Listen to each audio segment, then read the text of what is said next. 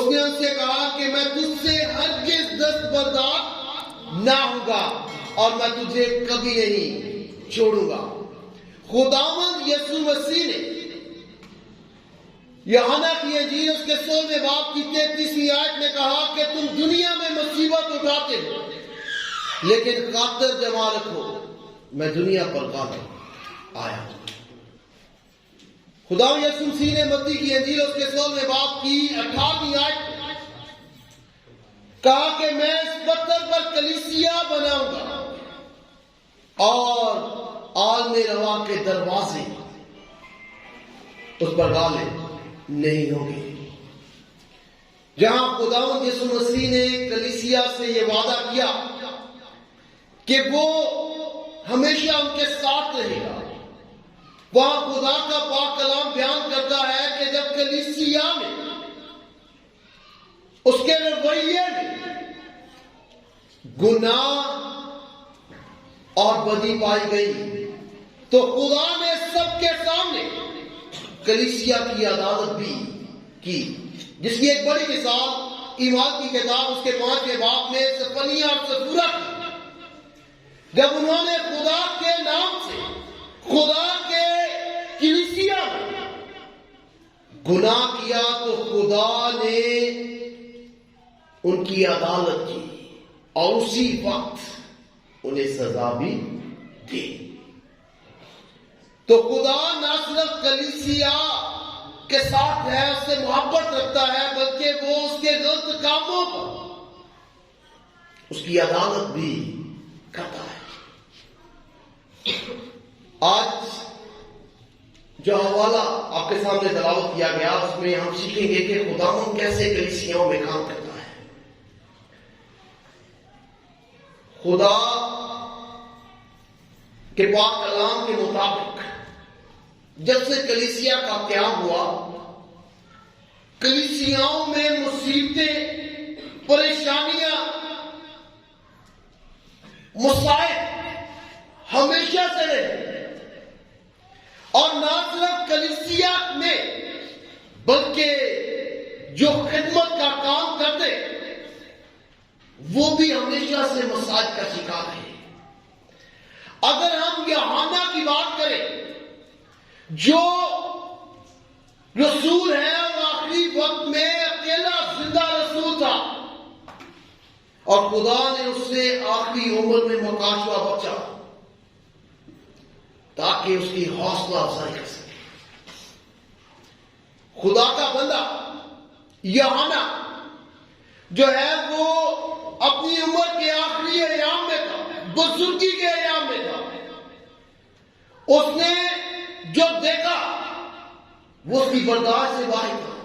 اس نے یروشلم کی بربادی کو دیکھا، اس نے یہودیوں کے غیر اقوام سے قتل دیکھے، اس نے یروشلم اور اس کے گرد و نواح میں جو ہے خون کی ندیاں بہتے ہوئے دیکھے، اس نے ایمانداروں کو آزاد خانیوں میں سے گزرتے ہوئے دیکھا، اس نے اپنے ہم خدمت ساتھیوں یعنی دوسرے رسولوں کو شہید ہوتے ہوئے دیکھا، ان کے بدنوں کو کاٹتے ہوئے دیکھا، جلاتے ہوئے دیکھا، اور وہ خود جو کلام کی خدمت کرتا ہے وہ کہتا ہے کہ میں خدا کے کلام اور مسیح کی گواہی کے باعث ٹاپو میں تھا جو پتمس کہلاتا ہے۔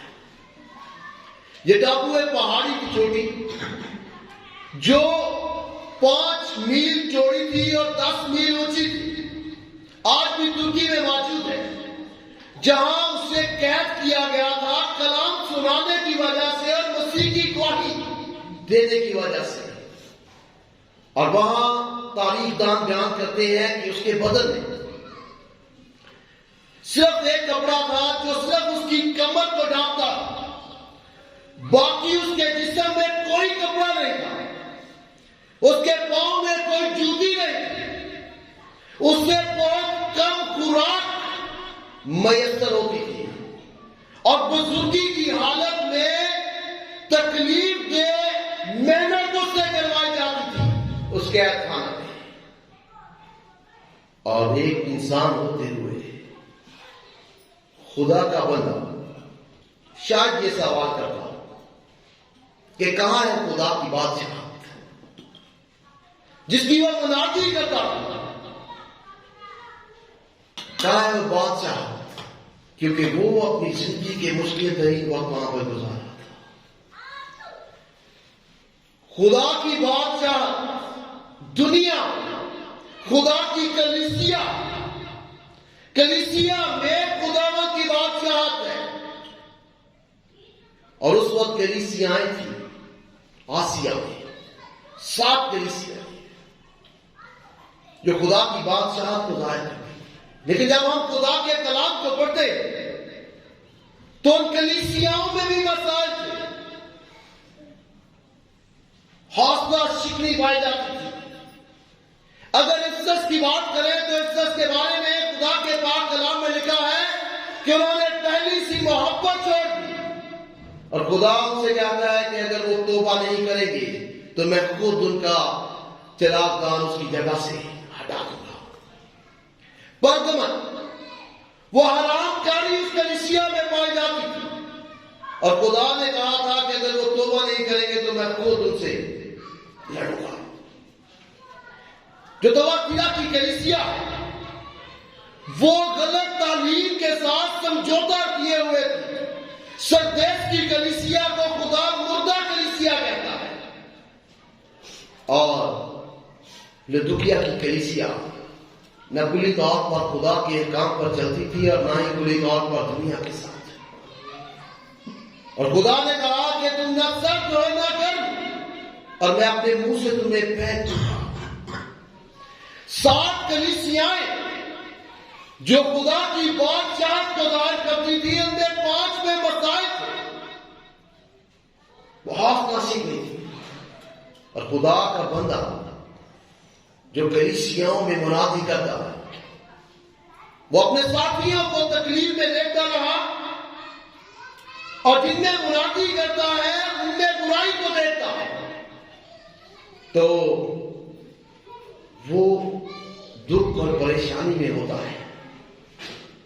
اور جب وہ دکھ اور پریشانی میں ہوتا ہے تو خدا کا روح اسے رویا دکھاتا ہے تاکہ اس کی مضبوطی ہو، اور نہ صرف اس کی بلکہ اس کے وسیلہ سے ہر دور کے ایمانداروں کے لیے حوصلہ کہ خدا اپنی کلیسیا میں کام کرتا ہے۔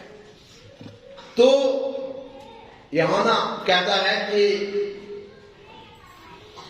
خداوند کے دن یعنی اتوار کے دن وہ روح میں آ گیا، اور اس نے ایک نرسنگے کی بڑی آواز سنائی، اور اس نے کہا کہ جو کچھ تو دیکھتا اس کتاب میں لے کر 7 کلیسیاؤں کو بھیج دے۔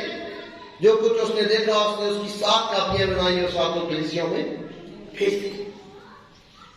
اور خدا مکاشوہ کی کتاب میں جہاں مستقبل کے بارے میں بیان کرتا ہے، مسیح کی آمد ثانی عدالت اور اس کے نئے آسمان اور زمین کو پیدا کرنے کے بارے میں بیان کرتا ہے، وہاں مکاشوہ کی کتاب کا پہلا باب حال کے بارے میں بیان کرتا ہے۔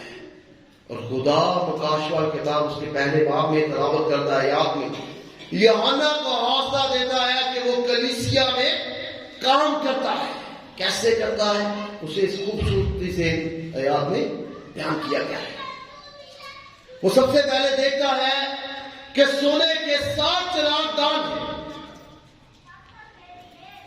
سونے کے 7 چراغ دان کلیسیا ہے، چراغ دان، کیونکہ خدا نے موسیٰ سے یہ کہا تھا کہ تو شمعدان ساتھ بنانا اور خیمہ اجتماع میں رکھنا تاکہ وہ روشن کرے۔ اور کلیسیا کو خداوند یسوع مسیح نے کہا کہ تم دنیا کے نور ہو، ہم اس دنیا میں خدا کی روشنی ہیں۔ اور سونے کے 7 چراغ دان سے مراد ہے کہ وہ بہت قیمتی ہے، کیونکہ کلیسیا کو خدا کے بیٹے کے پاک خون سے خریدا گیا ہے، اس لیے کلیسیا قیمتی ہے۔ اور یہاں 7 کلیسیائیں جو وہاں پر تھیں ان سے ہی مراد نہیں، بلکہ 7 کاملیت کا عدد ہر دور میں ہر مقام کی کلیسیا اس میں شامل ہے، کیونکہ یہ کمپلیشن کا عدد ہے۔ تو خدا کی کلیسیا جو اس کے بیٹے کے پاک خون سے خریدی گئی ہے، خدا کے حضور انتہائی قیمتی ہے۔ پھر وہ دیکھتا ہے کہ ان چراغ خانوں کے درمیان ایک آدم ذات شخص ہے جو مسیح یسوع ہے، جسے وہ مکاشفہ پہلے باب کی 5ویں آیت میں اس کا نام لے کر کہتا ہے کہ یسوع مسیح جو سچا گواہ ہے اور مردوں میں سے جی اٹھنے والوں میں سے پلٹا اور دنیا کے بادشاہوں پر حاکم اور جو ہم سے محبت کرتا ہے، جس نے ہمیں بادشاہی بھی دی ہے اور اپنے باپ اور خدا میں کاہن بھی بنایا ہے، اس کا جلال اور سلطنت عبدالآباد رہے، آمین۔ تو خداوند یسوع مسیح ہے، اور یہ ایک بڑی اہم خدمت ہے۔ خداوند ہر حال ہر وقت اپنے لوگوں کے درمیان موجود ہے، کیونکہ اس نے وعدہ کیا تھا کہ میں دنیا کے آخر تک ہمیشہ تمہارے ساتھ ہوں گا۔ تو خدا کلیسیا کے درمیان موجود ہے، نہ صرف اجتماعی طور پر، شخصی طور پر۔ اس لیے پالوس سے رسول کرسچنوں کے بعد اس کے دوسرے باب کی 20ویں آیت میں کہتا ہے کہ میں زندہ نہ رہا بلکہ مسیح مجھ میں زندہ ہے۔ اور پھر رومیو 8واں باب اس کی 9ویں آیت میں لکھا ہے خدا کا روح تم میں بسا ہوا ہے، جس میں مسیح کا روح نہیں وہ اس کا نہیں ہے۔ ہمارا یہ ایمان اور اعتقاد ہے کہ خدا ہر وقت ہر حال میں ہمارے درمیان موجود ہے، اور ہماری اس کے ساتھ گہری رفاقت ہے۔ اور نہ صرف خدا ہمارے درمیان موجود ہے، بلکہ یوحنا کہتا ہے کہ اس نے جامع، سفید جامع اور سونے کا سینہ بند سینے پہ باندھا ہوا تھا۔ یہ سفید جامع عہد عتیق میں نبی کے لیے، بادشاہ کے لیے بھی استعمال ہوا ہے، لیکن عہد عتیق میں 7 دفعہ سردار کاہن کے لیے استعمال ہوا، اور سینہ بندی جو ہے وہ سردار کاہن استعمال کیا کرتے تھے، جس کی تفسیر جو ہے وہ خروج 28 باب 29 باب 39 باب دی گئی ہے۔ اور یہ سردار کاہن خداوند یسوع مسیح ہے، اور سونے کا سینہ بند پہننا اس بات کو ظاہر کرتا ہے کہ اسے کلیسیا سے محبت، اس کی فکر، اور نہ صرف ان کے درمیان رہتا ہے بلکہ درمیان رہ کر ان کے لیے دعا بھی کرتا ہے۔ بتاؤ سردار کا خداوند یسوع مسیح نے اس دنیا میں جب زمینی خدمت کی تو اس کی خدمت کے آخر دعا کی، اور وہ دعا یوحنا کی انجیل اس کے 7ویں باب میں درج ہے۔ اور وہاں 2 چیزیں بطور سردار کائن اس نے خدا سے دعا کی، 2 چیزوں کے بارے میں اس نے کہا کہ انہیں سچائی سے مقدس کر، تیرا کلام سچائی ہے۔ کلیسیا کے لیے اس نے خدا سے دعا کی کہ انہیں سچائی سے مقدس کر، تیرا کلام سچائی ہے۔ اور دوسری دعا خدا یسوع مسیح نے کی اور کہا کہ میں یہ درخواست نہیں کرتا کہ انہیں اس دنیا سے اٹھا لے، بلکہ انہیں اس شریر سے محفوظ رکھ، حفاظت رکھ۔ خدا دعا کرتا کہ کلیسیا کو شریر سے محفوظ رکھا جائے، اس سے ان کی حفاظت کی جائے۔ یہ بطور سردار کائن خدا یسوع مسیح دعا کرتا ہے، کیونکہ اس سے ہماری فکر ہے، وہ ہمارے درمیان ہے، وہ ہماری ضرورتوں کو جانتا ہے۔ اس لیے خدا بطور سردار کائن کلیسیا میں کام کرتا ہے، دعا کرتا ہے ہمارے لیے۔ پھر اس کے بارے میں یہ لکھا ہے کہ اس کا جو سر ہے وہ سفید ہے، برف کی مانند، جو پاکیزگی کو ظاہر کرتا ہے، جس میں رتی ورگ کوئی داغ نہیں ہے، وہ خالص پاک ہے۔ اور اس کی آنکھیں جو ہے وہ شعلے کی مانند ہے۔ آنکھوں کا شعلے کی مانند ہونا اس بات کو ظاہر کرتا ہے کہ اس سے کوئی چیز چھپائی نہیں جا سکتی۔ میں آپ ہم سب ایک دوسرے سے بہت کچھ چھپا سکتے ہیں، لیکن ہم مسیح یسوع سے کچھ بھی چھپا نہیں سکتے ہیں، کیونکہ وہ سب کچھ دیکھتا ہے۔ اور عبرانیوں کے خط اس کے 4 باب کی 13 آیت میں لکھا ہے، مخلوقات میں سے کوئی چیز اس سے چھپی ہوئی نہیں ہے۔ اور ہم جو کچھ بھی کرتے ہیں، جو کچھ بھی منصوبہ بندی کرتے ہیں، جیسے بھی کرتے ہیں، خداوند اسے جانتا ہے، کیونکہ ہمارا خدا پاک ہے، اس لیے وہ اپنی دلہن بھی پاک چاہتا ہے۔ ہم انسان ہوتے ہوئے کوئی ایسی دلہن نہیں چاہتے جس پر دبا ہو، جس میں کوئی برائی ہو، جس میں کوئی بدی ہو، جس میں کوئی نقص۔ تو خدا جو خود پاک ہے، مکمل پاکیزگی کا منبع، وہ اپنی دلہن بھی پاک چاہتا ہے، بے داغ چاہتا ہے۔ یہ خدا کا مطالبہ ہے کہ اس کی دلہن جو ہے وہ بے داغ، بدی سے، گناہ سے، برائی سے پاک ہو۔ پھر خداوند یسوع مسیح کے بارے میں، اس کی خدمت کے بارے میں لکھا ہے کہ وہ خالص پیتل کے جو ہے اس کے پاؤں کے جیسے پھٹی میں جو ہے تپائی گئی ہے۔ عہد عتیق میں پیتل جو ہے وہ قربان گاہ میں استعمال ہونے والی چیزوں میں استعمال ہوتا تھا۔ ساری چیزیں پیتل کی ہوتی تھی جو قربان گاہ پر استعمال ہوتی تھی۔ اور خروج 23 باب اس کی پہلی 8 آیات کے مطابق جب کسی انسان کے گناہ کے باعث جانور قربان کیا جاتا تھا تو یہ خدا کی عدالت ہوتی تھی۔ اور پیتل خداوند یسوع مسیح کی صلیب ہے، جہاں خدا نے دنیا بھر کے اور ہر دور کے گنہگاروں کی عدالت صلیب پر مسیح یسوع سے کی۔ اس نے خدا کی عدالت ہم سب کے گناہوں کے واسطے برداشت کی، اور وہ اس کے پاؤں کو ظاہر کرتا ہے جو بنیاد ہے کلیسیا میں۔ اور اس بنیاد خدا تقاضا کرتا ہے کہ کلیسیا وفادار ہو، فرما بردار ہو۔ یہ خدا کا مطالبہ ہے۔ پھر اس کی پانی سی کی آواز ہے۔ قدیم زمانہ میں یہ روایت تھی کہ جب کسی خاص حکم کو بیان کرنا ہوتا تھا، کوئی خاص اعلان کرنا ہوتا تھا، تو اسے تشبیہ دی جاتی تھی کہ پانی کی سی آواز۔ اور خدا کی آواز ہمیشہ سے کلیسیا میں یہ ہے کہ وہ توبہ کرے اور خداوند کی طرف رجوع کرے۔ خداوند یسوع مسیح نے کہا توبہ کرو کیونکہ خدا کی بادشاہی نزدیک آ گئی ہے۔